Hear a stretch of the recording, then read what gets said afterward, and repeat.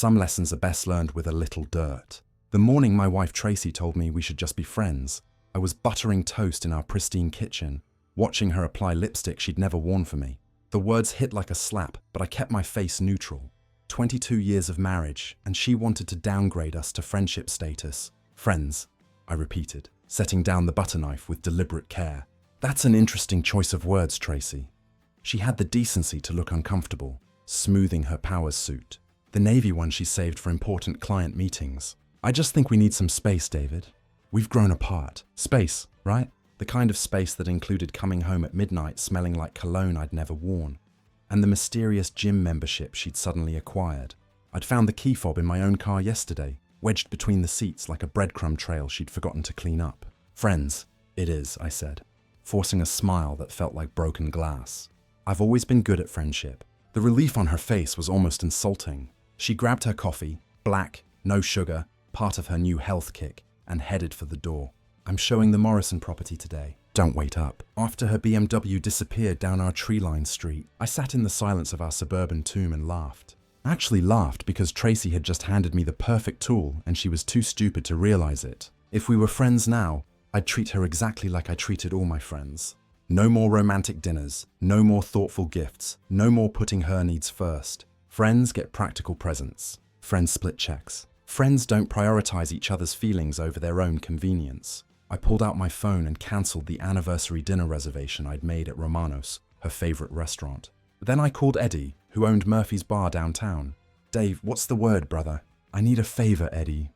My wife and I are taking a break from the whole marriage thing. She wants to be friends now. Eddie's laugh was like gravel in a cement mixer. Ouch. That's rough, man. Actually, it's perfect. I'm going to be the best friend she's ever had. The first gift arrived that afternoon. A practical set of socket wrenches from Home Depot. I had them delivered to her real estate office with a card. For all those loose screws, your pal David. Her text came an hour later. What the heck is this? I replied, just being thoughtful. Isn't that what friends do? The second gift was a subscription to Popular Mechanics. The third was a gift card to Jiffy Lube. Each one more aggressively practical than the last. But the real master stroke came when I started talking about my dating life at the neighborhood barbecue that weekend. Tracy stood frozen by the potato salad while I regaled the Hendersons with fictional stories about my Tinder matches. Oh, you should meet Stephanie, I told Bob Henderson loud enough for Tracy to hear. We went rock climbing last weekend. Amazing woman. Really knows how to handle a rope.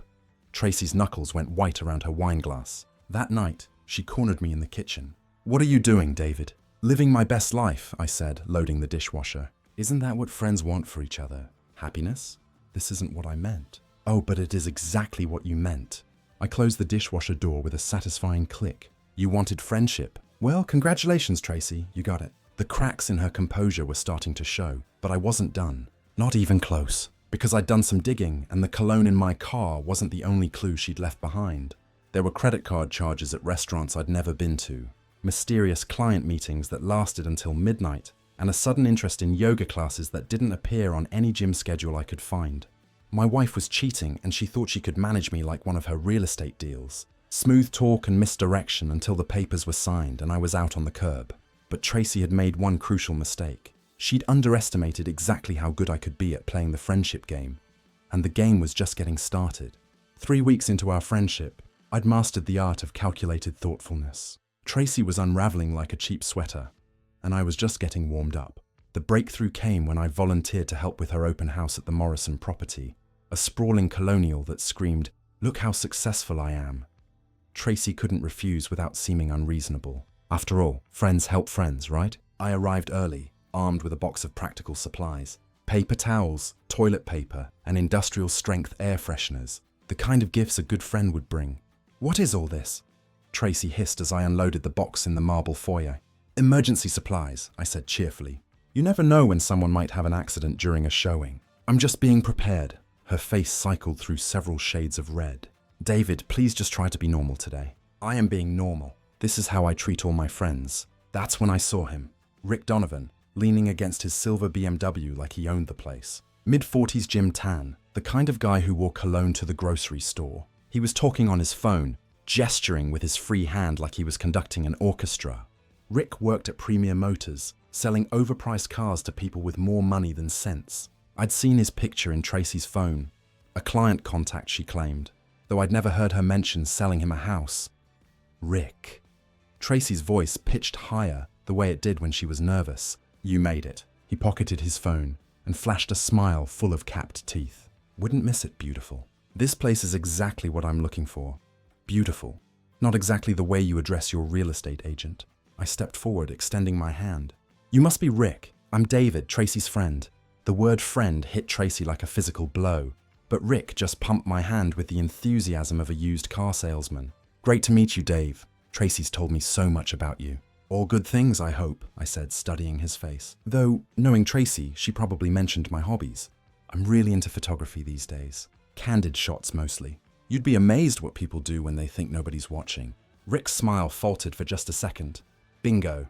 The open house was a disaster. Not because of the property. Tracy was good at her job. I'd give her that. But because I made sure to insert myself into every conversation. Oh, you're interested in the master bedroom? I'd ask potential buyers. Tracy's become quite the expert on bedrooms lately.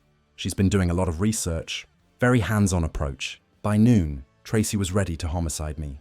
Rick had disappeared after the third group of buyers mumbling something about a previous engagement. What the heck is wrong with you? Tracy cornered me in the kitchen while a young couple examined the granite countertops. I'm just being supportive, I said. Isn't that what friends do? This isn't friendship, David. This is sabotage. Sabotage? I put my hand over my heart in mock offense. Tracy, I'm hurt! I'm just trying to help you sell this house. Though, I have to say, Rick seemed very interested. Is he looking for something specific? A love nest, maybe? Her face went pale. What are you talking about? Nothing at all, I said, smiling. Just making conversation between friends. That evening, I put phase 2 of my plan into action. I've been watching Rick's patterns for weeks, and I knew he hit the gym every Tuesday and Thursday at 6 p.m. Gold's Gym on Riverside Drive.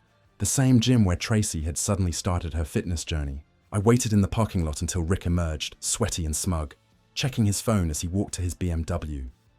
He didn't notice me approach until I was right beside him. Rick, what a coincidence. He jumped like I tasered him. Dave. Hey man, what are you doing here?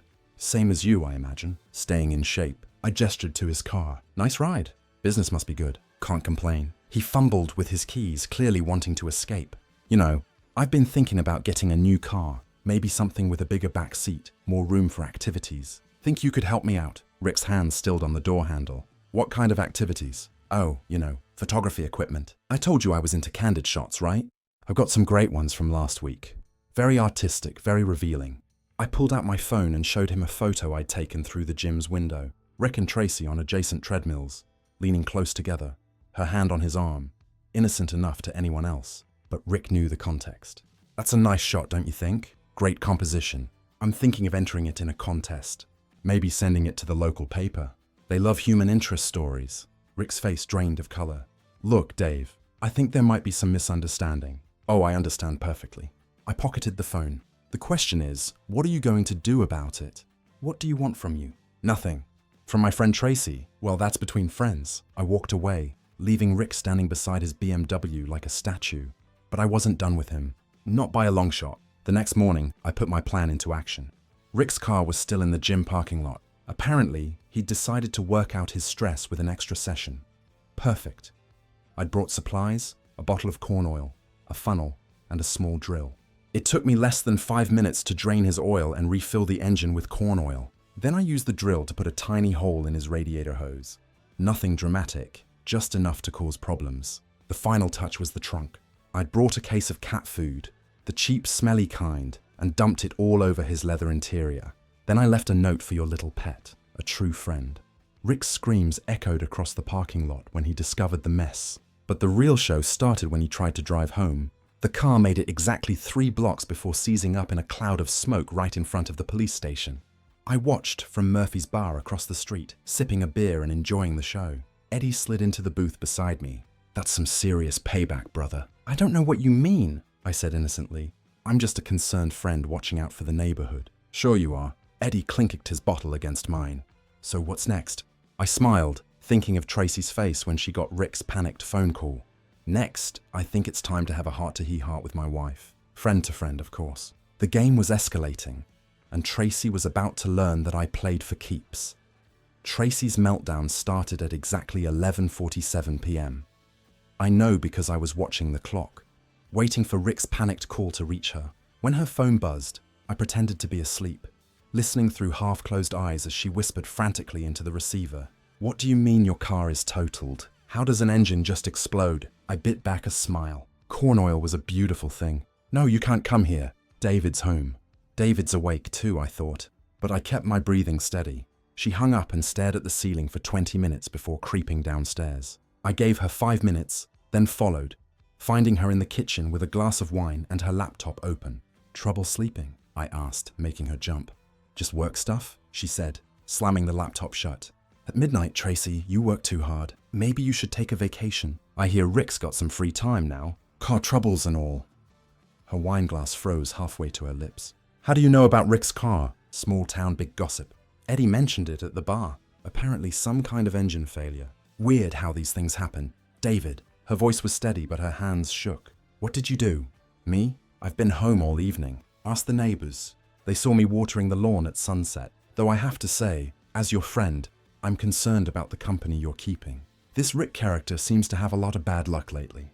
I opened the refrigerator and grabbed a beer, popping it open with deliberate casualness. "Speaking of friends, I've been thinking about our arrangement. This friendship thing is working out great. Very liberating." "What do you mean?" "Well, friends don't have to worry about each other's feelings, right? They can date other people, make their own financial decisions, change passwords on joint accounts." Tracy went rigid. "You wouldn't what?" "Exercise my rights as an independent adult. Tracy, we're friends now. Friends don't control each other." I pulled out my phone and showed her the banking app. "I moved my direct deposits to a new account today. Don't worry. I left enough in the joint account to cover your personal expenses. Very generous considering we're just friends." "You bastard." Now that's no way to talk to a friend." The next morning, I implemented phase 2. I'd spent years building our home network, and Tracy had never bothered learning the technical details. She just wanted everything to work seamlessly. Internet, streaming services, security system, smart home controls. With a few keystrokes, I changed every password in the house. Wi-Fi, Netflix, Spotify, even the garage door opener. Then I sat back and waited. Tracy's first scream came at 8:15 a.m. when she couldn't get online. The second came at 8:30 when the garage door wouldn't open. By 9 a.m., she was standing in my home office doorway, vibrating with rage. "Fix it now." "Fix what?" I didn't look up from my computer. The internet, the garage, everything. "Oh, that. Yeah, I upgraded our security. Cyber threats are everywhere these days. As a friend, I thought you'd appreciate the extra protection. Give me the passwords, David." "I don't think that's wise. Friends look out for each other's digital safety. I'd hate for you to accidentally compromise our network." She lunged for my computer, but I was ready. I caught her wrists and held them gently but firmly. "Tracy, violence isn't the answer. Maybe we should talk about what's really bothering you. You're destroying my life. I'm protecting our friendship. There's a difference." I released her wrists and leaned back in my chair. "Tell you what, I'll give you the Wi-Fi password if you answer one question honestly." "What question?" "How long have you been sleeping with Rick?" The color drained from her face. "I'm not Tracy." I pulled out my phone and showed her a photo I'd taken the week before. Rick's car parked outside the Riverside Motel. Tracy's distinctive red coat visible through the window of room 237. Friends don't lie to friends. She sank into the chair across from my desk, suddenly looking older than her 45 years. 6 months. "Thank you for your honesty." I wrote the Wi-Fi password on a sticky note and handed it to her. "See, friendship is all about communication. Why are you doing this to me?" "I'm not doing anything to you. I'm simply adjusting to our new relationship dynamic. You wanted friendship instead of marriage, so I'm giving you exactly what you asked for." "This isn't what I meant, and you know it. Then perhaps you should have been more specific." I turned back to my computer. "Now, if you'll excuse me, I have work to do. Some of us still have to earn a living." She left without another word, but I knew this was far from over. Tracy was a fighter. It's what made her successful in real estate. She'd regroup and come back swinging. I was counting on it. That afternoon, I paid a visit to Premier Motors. Rick was at his desk, looking like he'd been hit by a truck. His usually perfect hair was disheveled, and his expensive suit was wrinkled. "Dave." He jumped up when he saw me, knocking over his coffee mug. "What are you doing here? Car shopping, remember? You said you'd help me find something with a bigger back seat." "Look, about yesterday." "Yesterday?" I tilted my head innocently. "What about yesterday? The gym? Our conversation?" "Oh, that just friendly chat between neighbors, though. I heard about your car troubles. That's rough, man. Engine problems can be expensive. Rick's Adam's apple bobbed as he swallowed hard. Yeah, it was unexpected. These things happen. Karma's funny that way. I picked up a brochure from his desk. A red Mustang convertible. Nice car. Very flashy. The kind of thing that attracts attention. Sometimes the wrong kind of attention. What do you want, Dave? I told you I want to buy a car, unless you're too busy to help a customer. For the next hour, I made Rick show me every vehicle on the lot. I asked detailed questions, demanded test drives, and haggled over prices I had no intention of paying. By the time I left, he was a sweating, nervous wreck. But the real coup came that evening. I'd been monitoring Tracy's email, one of the advantages of setting up all her accounts years ago. And I'd discovered something interesting. Her affair with Rick wasn't just personal. They'd been planning to go into business together, using her real estate connections and his sales experience to flip properties. The only problem was the startup capital. They needed $200,000, and Tracy had been slowly moving money from our joint accounts to fund their venture. Money that was now locked away in accounts she couldn't access. I printed out every email, every bank transfer, every piece of evidence of their scheme. Then I put it all in a folder labeled Friendship Documentation and placed it on the kitchen counter where Tracy would find it. She walked in at 9 p.m., saw the folder, and went white. Where did you get these? Friends share everything, I said, including email passwords they set up for each other years ago. You've been spying on me. I prefer the term staying informed. And what I've learned is very interesting. A secret business partnership, unauthorized money transfers, meetings at cheap motel to discuss strategy. Very entrepreneurial. Tracy sank into a chair, the folder clutched in her hands. David, I can explain. No need. I understand completely. You wanted to start fresh and you needed startup capital. Unfortunately, friends don't usually invest in each other's business ventures without proper documentation. What are you going to do? I smiled, and for the first time in months, it felt genuine. I'm going to be the best friend you've ever had, Tracy. The kind of friend who looks out for your best interests, even when you can't see them yourself. What does that mean? It means tomorrow we're going to have a little neighborhood gathering. A block party, if you will. And I'm going to introduce everyone to the real Tracy, the ambitious entrepreneur who's been working so hard on her new business venture. Her face crumpled. Please don't share good news with friends. Tracy, I'm proud of you. Everyone should know how clever and resourceful you've been. I stood up and headed for the stairs, pausing at the doorway. Oh, and Tracy, you might want to call Rick. I have a feeling he's going to need all the support he can get. The game was entering its final phase, and I held all the cards. The Hendersons' annual block party was a suburban institution, the kind of mandatory fund that kept property values high and neighbors civil. This year, I'd volunteered to help with the setup, much to Tracy's horror. You don't have to do this, she pleaded, as I loaded folding chairs into my truck. We can work something out privately, but I want to help, I said, securing the tailgate. Friends support each other's social obligations. The morning of the party, I arrived early at the Hendersons' backyard, armed with my secret tools, a portable speaker system, and a USB drive full of entertainment. Bob Henderson was struggling with the microphone setup when I approached. Need a hand, Bob? I've got some experience with audio equipment. Dave, you're a lifesaver. This thing's been acting up all morning. Within minutes, I had the system purring like a kitten. I also made sure to sync it with my phone just in case we needed some impromptu announcements later. Tracy arrived fashionably late, wearing a sundress that probably cost more than most people's monthly rent. She'd applied her makeup like armor, but I could see the cracks in her composure. Rick was nowhere to be seen, probably still dealing with insurance claims and rental car paperwork. David. She approached me cautiously like I might explode. Please, can we talk? Of course. That's what friends do. I steered her toward the drinks table where half the neighborhood was already gathering. In fact, I think everyone would love to hear about your exciting new business venture. Don't what? Share your success, Tracy. You're being too modest. Mrs. Henderson materialized beside us, clutching a wine spritzer and radiating curiosity. Business venture.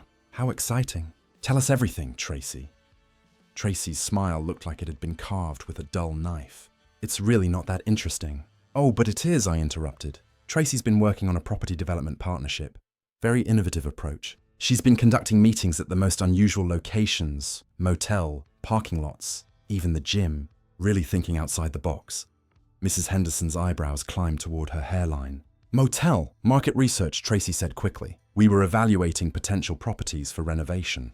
We Bob Henderson had joined our little circle, beer in hand. Who's your partner? Before Tracy could answer, I spotted Rick's silver BMW, or rather his rental car, pulling up to the curb. He'd finally worked up the courage to show his face. Perfect timing, I said. Here comes Tracy's business partner now.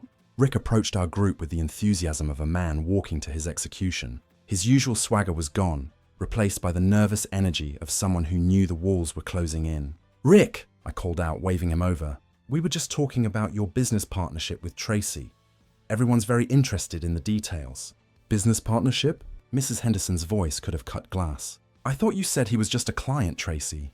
He is, I mean. Tracy was floundering, her carefully constructed lies collapsing under the weight of scrutiny. Actually, I said, pulling out my phone, I have some photos from their business meetings. Very professional stuff. Would you like to see? No.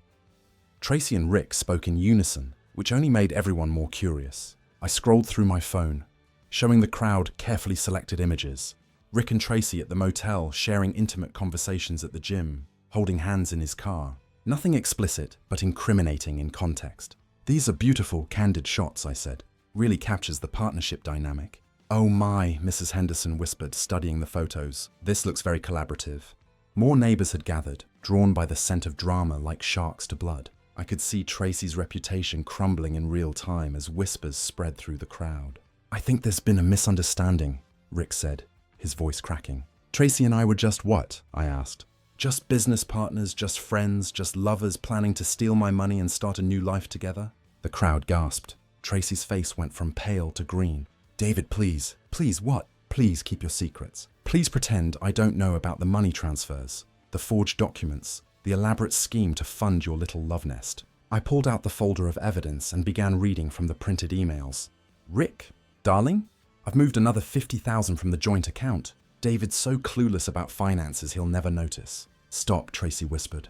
Can't wait to be free of this suburban prison. Once we have enough capital, we can disappear and start fresh. David will be so devastated. He'll probably just roll over and give me everything in the divorce. The crowd was dead silent now, hanging on every word. Rick looked like he wanted to sink into the ground. Should I continue? I asked. There are some really juicy details about your romantic getaways and future plans. You're destroying my life, Tracy hissed. I'm sharing information with friends. Isn't that what friendship is about? Transparency, honesty, trust. Bob Henderson cleared his throat. Maybe we should all just calm down.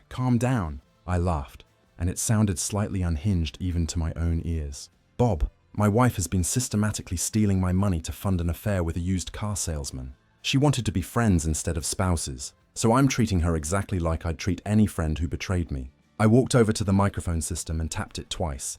The feedback squeal got everyone's attention. Ladies and gentlemen, if I could have your attention for just a moment, I'd like to propose a toast to my dear friend Tracy and her business partner Rick. David, don't do this, Tracy pleaded, but I was beyond caring about her feelings. Tracy has taught me so much about friendship over the past few months. She's shown me that friends can lie to each other, steal from each other, and betray each other's trust. She's demonstrated that friendship is really just marriage without the legal obligations or emotional honesty. The crowd was transfixed like witnesses to a car crash. So, here's to Tracy and Rick. May your business partnership be as successful as your personal relationship has been honest. I raised my beer bottle in a mock salute. Cheers to friendship. The silence that followed was deafening. Then Mrs. Henderson started clapping slowly, and others joined in, not celebrating, but acknowledging the performance they'd just witnessed. Tracy fled toward the house, Rick stumbling after her. But I wasn't done yet. Oh, and one more thing, I called into the microphone. If anyone's interested in buying a house, I'd avoid Premier Properties. Their agents have some very creative approaches to client relationships. The crowd began to disperse, buzzing with gossip that would fuel neighborhood conversations for months. I just destroyed Tracy's professional reputation, along with her personal one. Bob Henderson approached me as I packed up the microphone equipment. That was intense, Dave. Just being honest, Bob. Friends deserve the truth. What happens now? I looked toward the house where Tracy and Rick had disappeared, probably planning damage control or escape routes. Now we see what they're really made of. But I already knew the answer.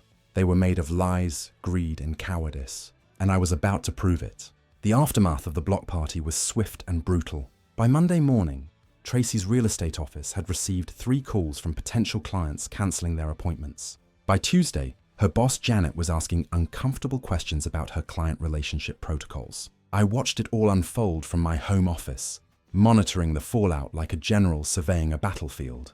Tracy had barricaded herself in the master bedroom, emerging only for coffee and hushed phone conversations with Rick. But I wasn't satisfied yet. Public humiliation was just the appetizer. The main course required something more elaborate. Wednesday evening, I made my move. Tracy was in the shower when her phone buzzed with a text message. I glanced at the screen and smiled. Rick was panicking again. Meet me at the lake house tomorrow at 8 p.m. We need to talk about our options. Come alone. Perfect. I'd been waiting for them to arrange a private meeting. The lake house belonged to Rick's uncle, a half-renovated property on the outskirts of town that Rick had been using for his business meetings. I discovered it weeks ago during my surveillance, and I'd been planning this moment ever since. I spent Thursday preparing. First, I called Eddie and Frank, my boxing coach, explaining what I needed. They were both divorced themselves and had no love for cheating spouses. You sure about this, Dave? Frank asked as we loaded equipment into my truck. This sounds like it could get messy. It's going to be messy, I agreed. But it's going to be legal. Everything I'm planning is technically within my rights. If you say so, brother. But if the cops show up, I don't know nothing about nothing. By 7:30 p.m., we were in position. The lake house sat on an isolated dirt road, surrounded by pine trees and bad decisions. Eddie and Frank were hidden in the tree line with cameras and recording equipment, while I waited inside the house. Rick arrived first, his rental car crunching over gravel as he parked. He looked terrible, unshaven, wrinkled clothes, the desperate appearance of a man whose world was collapsing.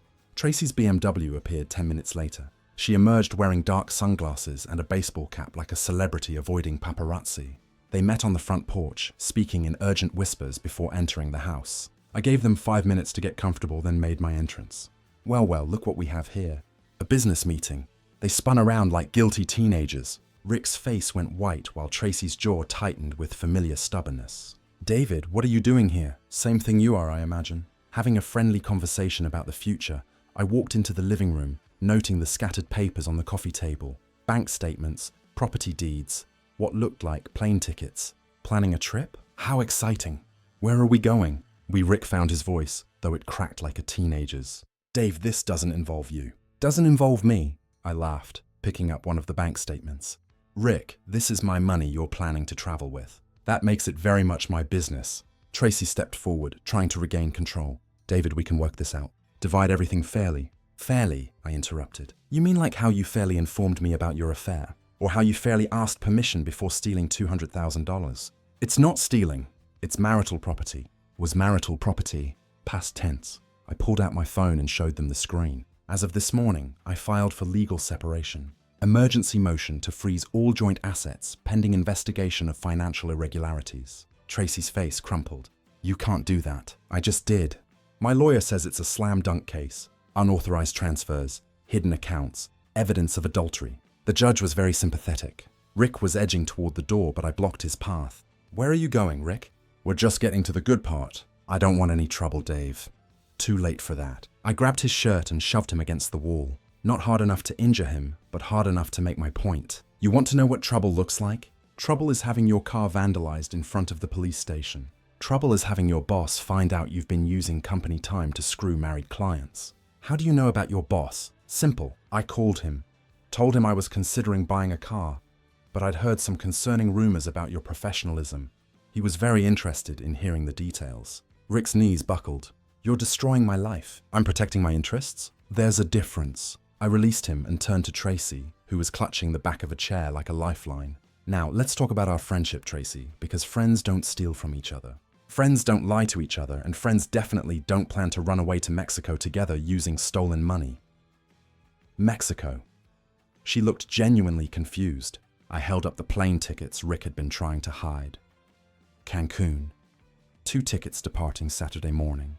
Very romantic. Rick. Too bad you'll be spending Saturday morning in a lawyer's office instead. What do you want? Tracy whispered. What do I want?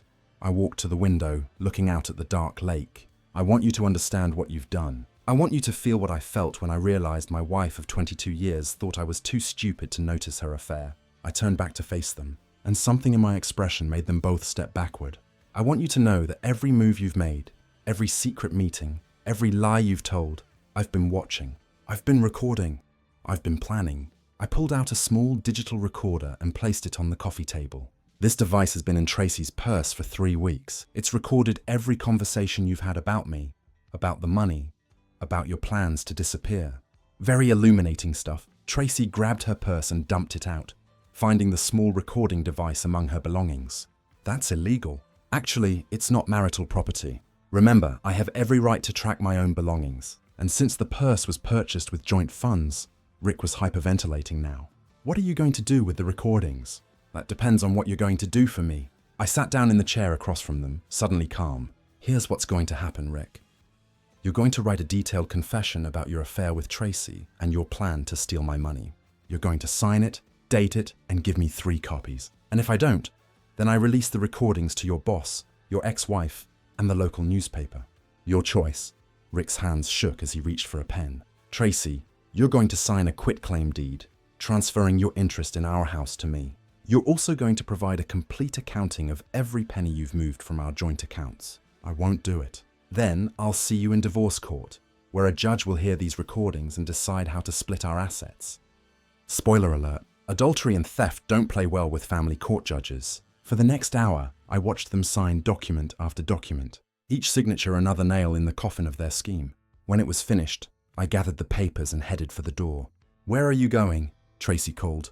Home to my house, which is now legally mine. What about us? I paused in the doorway, looking back at the 2 people who had tried to destroy my life. You wanted friendship, Tracy. Well, congratulations.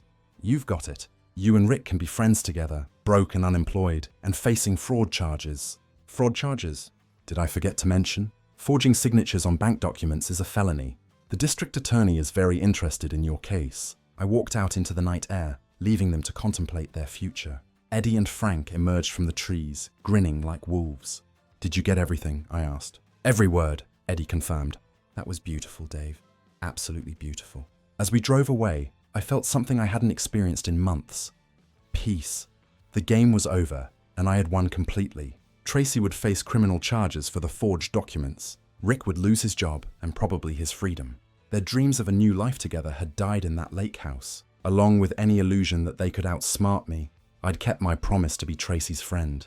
The kind of friend who holds you accountable for your actions, no matter how much it hurts. The next morning, I woke up in my own bed, in my own house, surrounded by the silence of victory. Tracy's belongings were gone. She'd collected them during the night like a thief, which was fitting. My phone buzzed with a text from my lawyer. Fraud charges filed. Divorce papers served. House is yours. Well played. I smiled and deleted the message. Then I made coffee, read the newspaper, and planned my day like any other suburban morning. Except this morning, I was free.